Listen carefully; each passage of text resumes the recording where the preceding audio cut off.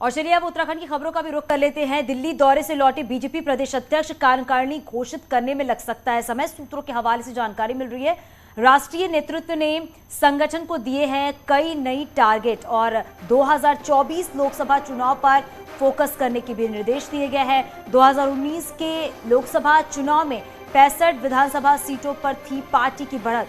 2024 में सभी 70 सीटों पर बढ़त बनाने का टारगेट दिया है, सूत्रों के हवाले से जानकारी मिल रही है। और चंपावत पैटर्न पर भारी से भारी बहुमत से जीत दर्ज करने का भी टारगेट दिया गया है। तो 2024 चुनाव को फोकस में रखा गया है, सभी 70 सीटों पर बढ़त बनाने का टारगेट है। चंपावत पैटर्न पर जीत निश्चित की जाएगी, इस बात की भी ताकीद की गई है। कुछ समय बाद घोषित होगी कार्यकारिणी। राष्ट्रीय नेतृत्व ने यह टारगेट अब उत्तराखंड बीजेपी के सामने रखा है।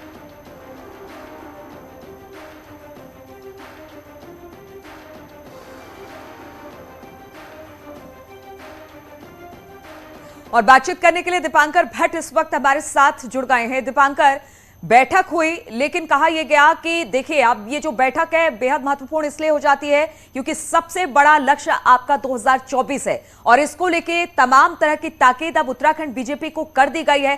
किस तरह के निर्देश मिले हैं, किस तरह से काम अब किया जाएगा उत्तराखंड बीजेपी की तरफ से?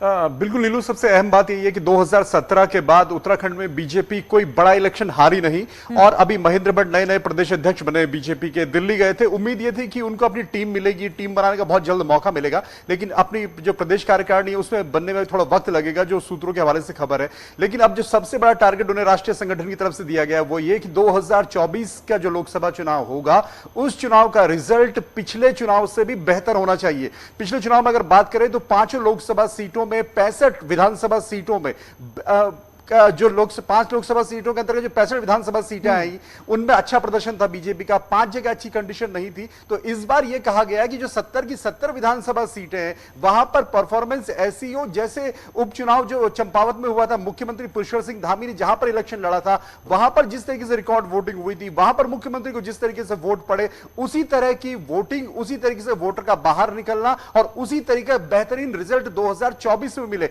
और 2019 की अगर बात करें तो हर लोकसभा सीट पर जीत का अंतर 2 लाख से ज्यादा था, 2 लाख से कम कहीं पर भी नहीं था। 3-3.25 लाख के आसपास पहुंचे थे अजय भट्ट नैनीताल में जब हरीश रावत को हराया था।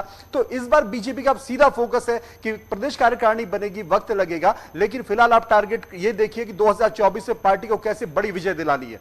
बिल्कुल। और दीपांकर, सवाल ये भी खड़े होते हैं कि बीजेपी हमेशा ही चुनावी मूड में रहती है, लेकिन इस बार जो उन्होंने टारगेट दिया है यानी 70 सीटों पर बढ़त बनाने का टारगेट दिया गया है, चंपावत के पैटर्न को लेकर भी टारगेट दिया गया है, तो एक कह सकते हैं कि बड़ी चुनौती है किस तरीके से इस टारगेट को पूरा किया जाएगा।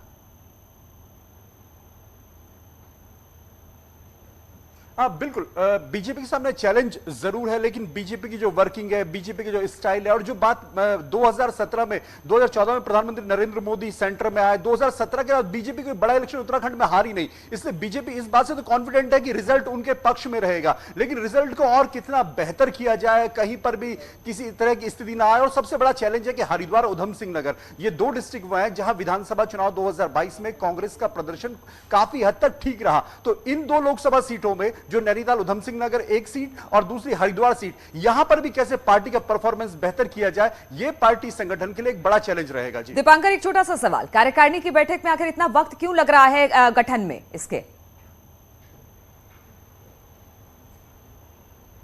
बीजेपी जो भी स्टेप लेती है बहुत सोच समझ के लेती है। जो भी प्रदेश की नई कार्यकारिणी होगी उसमें किस तरह से बैलेंस रहेगा, किसको जिम्मेदारी सौंपी जाए, किसको शामिल किया जाए, अभी दायित्व बंटने बाकी है सरकार में। इसके अलावा कैबिनेट विस्तार की तमाम तरह की चर्चा है, तो नेताओं को कहां किस तरीके से एडजस्ट किया जाए, बीजेपी इस पिक्चर को बहुत बेहतरीन तरीके से देखना चाहती है, बनाना चाहती है और शायद इसीलिए इसमें वक्त लग रहा है। बिल्कुल, और इसी बात का इंतजार है कि जब